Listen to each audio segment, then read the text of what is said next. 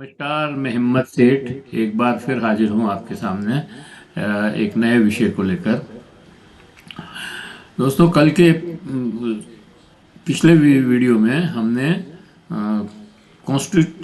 संविधान के मूल अधिकारों पर बात की थी और मूल अधिकार में भी हमने जो 7 जो मूल अधिकार थे उसके बाद में जो 2 मूल अधिकार और जुड़े हैं उसमें उन पर चर्चा की थी।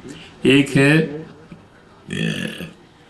अनिवार्य एवं मुफ्त एवं अनिवार्य शिक्षा अधिनियम 2009 और दूसरा था सूचना का अधिकार अधिनियम 2005। ये दोनों जो है मूल अधिकार हैं और ये मनमोहन सिंह की सरकार में पिछले 10 सालों में मतलब 2005 में और 2009 में बने थे। एक और ऐसा ही विधेयक है, मतलब बिल बना था जो भी अधिकारी है, राष्ट्रीय खाद्य सुरक्षा अधिकार। ये 2013 में पास हुआ, मनमोहन सिंह की सरकार ने ही पास किया और इसमें ये था कि जो लोग भूखे रह जाते हैं या जिनको खाना नहीं मिलता है उनको सरकार सब्सिडाइज्ड रेट में अनाज देगी ताकि वो अपना पेट भर सके। ये इसका और ये वैसे तकनीकी देखें तो ये मूल अधिकार नहीं है, लेकिन इस अधिकार को भी कानून से प्राप्त किया जा सकता है। मतलब अगर आपको सब्सिडाइज्ड खाना नहीं, मतलब अनाज नहीं मिल रहा है और आप उस परिधि में आते हैं तो आप कोर्ट में जाकर के भी इस अधिकार को प्राप्त कर सकते हैं। दूसरा ये है कि ये राष्ट्रीय संयुक्त राष्ट्र संघ ने जो मानव अधिकार पास किए थे 1946 में, उसमें भी ये एक अधिकार माना गया है। भोजन का अधिकार जो है उसमें बहुत प्रमुखता से उसको मान्यता दी गई है, इसलिए ये एक तरह का बुनियादी अधिकार ही है।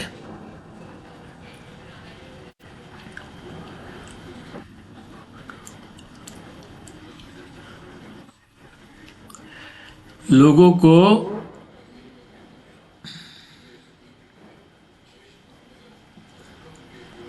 खाद्य और पोषण सुरक्षा सुनिश्चित करने के लिए एक ऐतिहासिक पहल है। यह लोगों को उचित मूल्य पर पर्याप्त मात्रा में खाद्यान्न प्राप्त करने का अधिकार देता है। इस विधेयक में इस एक्ट में कहना चाहिए सबसे गरीब लोगों, महिलाओं और बच्चों को पोषण की सहायता पर विशेष ध्यान दिया गया है।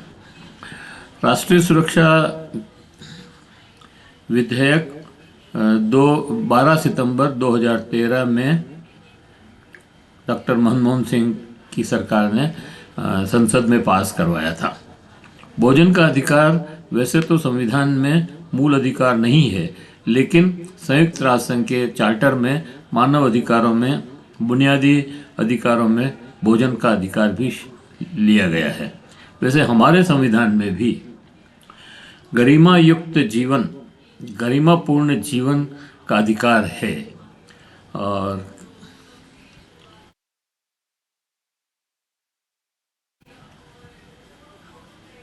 बिना भोजन के कोई कैसे गरिमापूर्ण जीवन जी सकता है, इसलिए भोजन का अधिकार मूल अधिकार ही है।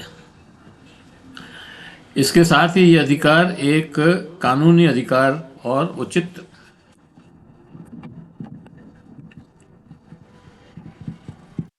पात्रता रखने पर इस अधिकार से वंचित नहीं किया जा सकता है। अगर इस अधिकार से वंचित किया जाता है तो न्यायालय में जाकर कानून से मूल अधिकार की तरह प्राप्त किया जा सकता है। ये इसका मेन चीज़ है। अनुच्छेद 25 में, संविधान के अनुच्छेद 25 में हर किसी को अपने परिवार के स्वास्थ्य और कल्याण के लिए पर्याप्त जीवन स्तर का अधिकार है, जिसमें भोजन भी शामिल है। वैश्विक स्तर पर खाद्य सुरक्षा की मूल अवधारणा पर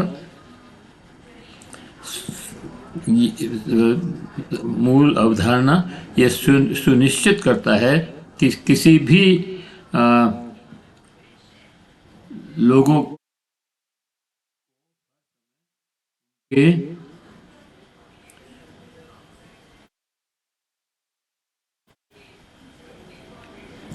स्वास्थ्य जीवन के लिए सक्रिय और स्वास्थ्य जीवन के लिए बुनियादी भोजन तक पहुंच मिलनी चाहिए, और इसकी विशेषता भोजन की उपलब्धता, पहुंच, उपयोग और स्थिरता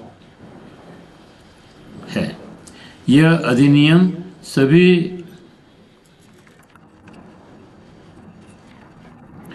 राज्यों, संघ शासित प्रदेशों में क्रियान्वित किया जा रहा है तथा अखिल भारतीय स्तर पर 81.34 करोड़ व्यक्तियों की अधिकतम कवरेज में से लगभग 80 करोड़ लोगों को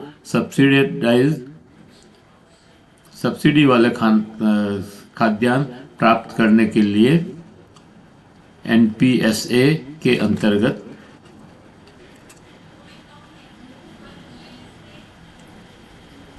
लिया गया हुआ है। मतलब ये है कि 81.34 करोड़ लोग इस खाद्य सुरक्षा एक्ट के परिधि में आते हैं। उसमें से 80 करोड़ लोगों को सब्सिडाइज खाना दिया जा रहा है, अनाज।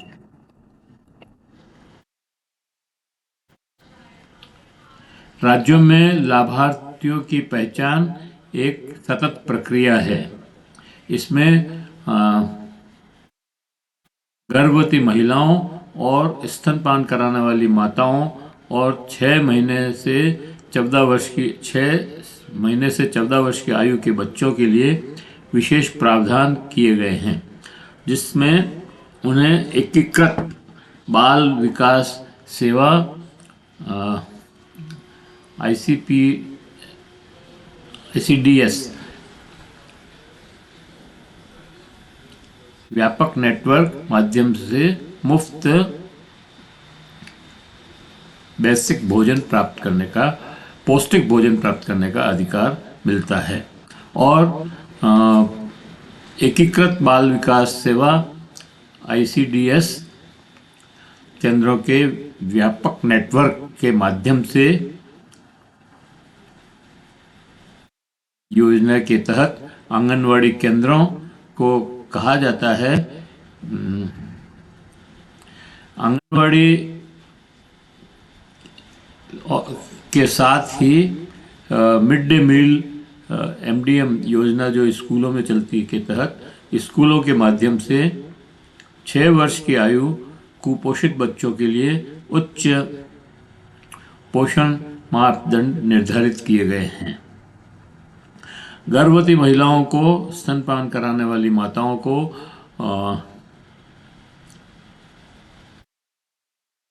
गर्भस्थ अवधि के दौरान मजदूर के नुकसान की आंशिक भरपाई और पोषण को पूरा करने के लिए कम से कम 6,000 रुपया नकद मातृत्व लाभ प्राप्त करने का अधिकार भी है।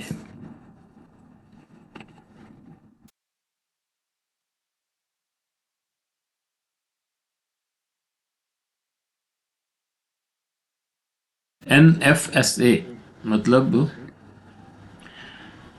नेशनल फूड सिक्योरिटी एक्ट के तहत पात्र व्यक्तियों को खाद्यान्न या भोजन की उचित मात्रा की आपूर्ति न होने की स्थिति में ऐसे व्यक्ति संबंधित राज्य सरकार से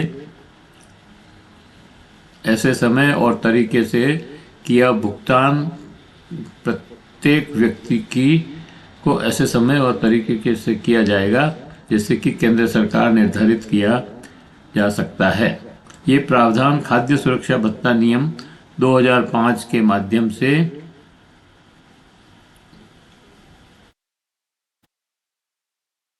शासित होते हुए NFSA के तहत कवरेज और पात्रता, अंत्योदय, अन्य भोजन और